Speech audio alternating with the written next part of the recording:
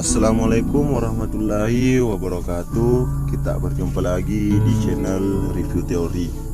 Tentunya kali ini saya akan membahas mengenai apa sih itu makna kemerdekaan. Karena tentunya hanya segelintiran orang warga negara Republik Indonesia ini tahu arti dari kemerdekaan kita sendiri.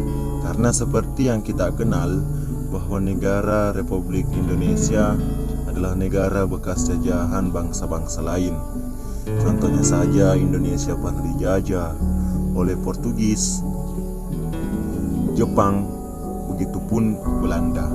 Dan tentunya pada tanggal 17 Agustus 1945 dibacakanlah yang namanya proklamasi oleh Insinyur Soekarno-Hatta sebagai Hari Kemerdekaan. Dan pertanyaannya, apakah orang-orang atau warga negara Republik Indonesia ini tahu tentang makna kemerdekaan itu? Ya, itu tanda tanya. Mulai dari pertanyaan di atas, berdasarkan fakta yang ada, makna kemerdekaan berbeda dari setiap anak bangsa. Sangat boleh jadi ada yang memaknai sebatas peringatan saja yang ditandai dengan berbagai kitab fisik dan kasat mata, atau sebatas upacara seremonial, penaikan dan penurunan sang merah putih. Jadi menurut dari beberapa teori yang pernah saya baca, acara peringatan atau hari ulang tahun kemerdekaan Indonesia ini tidak ada perbedaan atau kemajuan yang menonjol, dan karenanya terkesan monoton sebagai sebuah rutinitas belaka.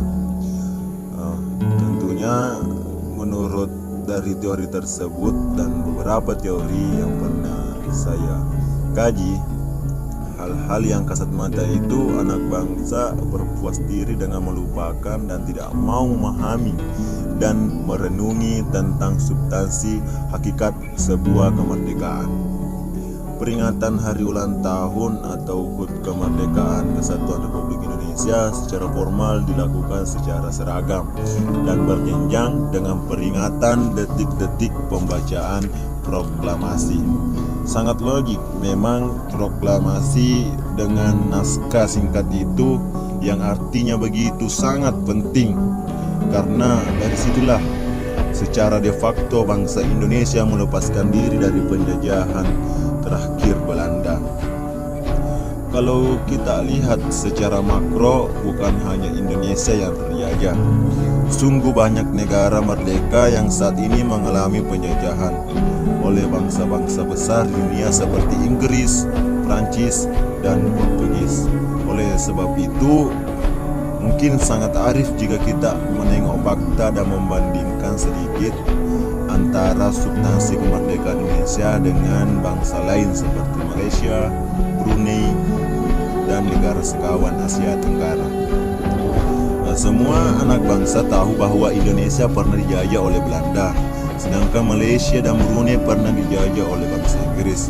Secara makro, bekas jajahan Inggris termasuk negara yang dapat angkat bicara tentang kesejahteraan dan kemakmuran rakyatnya, sedangkan Indonesia belum. Kalau demikian adanya, adakah benang merah yang bisa kita petik antara substansi kemerdekaan itu dengan peringatan hari ulang tahun kemerdekaan? Itu pula menjadi tanda tanya. Ya. Dan kemudian sebuah bangsa yang sangat penting dipahami dan dihayati dan diusung untuk mencapai cita-cita proklamasi dan konstitusi. Nah, kalau hal itu tidak terjadi, maka kemerdekaan khususnya bagi bangsa Indonesia hanyalah sebatas perayaan dan kesan sesaat.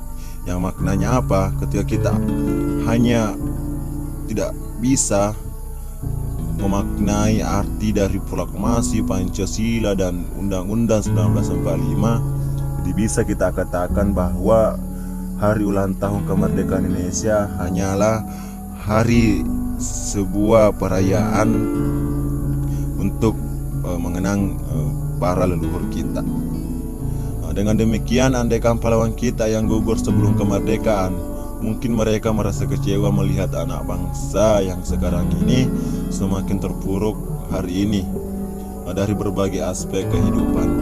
Berbeda dengan Malaysia dan Brunei misalnya, tolak ukurnya adalah sulitnya membendung warga untuk menjadi tenaga kerja di luar negeri, kalau perlu dengan cara ilegal sekalipun.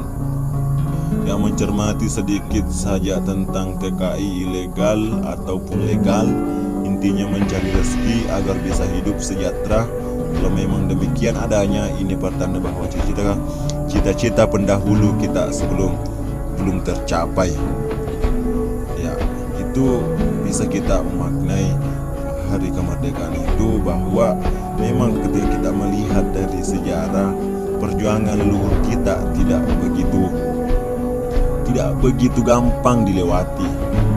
Kita dijajah begitu lama, dan tentunya itu adalah perjuangan yang keras untuk melawan kolonial Belanda. Ya, jadi mungkin ada yang bisa dipetik dari penjelasan saya, dan mohon bantuannya untuk tetap like, subscribe, dan share. Semoga kita bisa sama-sama belajar untuk mencapai kemakmuran dan keberhasilan dunia akhirat.